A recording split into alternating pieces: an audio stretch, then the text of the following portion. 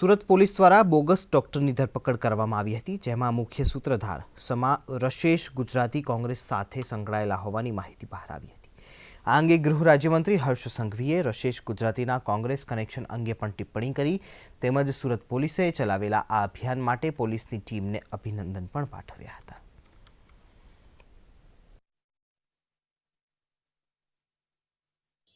कांग्रेसी नेता रशेष गुजराती द्वारा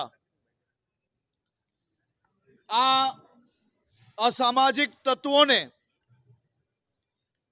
डुप्लिकेट डॉक्टर ना सर्टिफिकेट आपवामां आवता था। आ कांग्रेसी रशेष द्वारा आ आखू षड्यंत्र मात्र सूरत पूरतुं ज नहीं परंतु गणतरीनी रकम लईने आवा असामाजिक तत्वने डॉक्टरનું લેબલ આપવાનું કામ આ કોંગ્રેસી રશેષ ગુજરાતી દ્વારા કરવામાં આવતું હતું।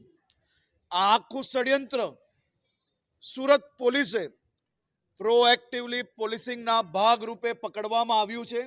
આ પ્રકારની ખોટી ડિગ્રીવાળા કોઈ બી લોકો હશે તો તેને જરૂરથી પકડવામાં આવશે।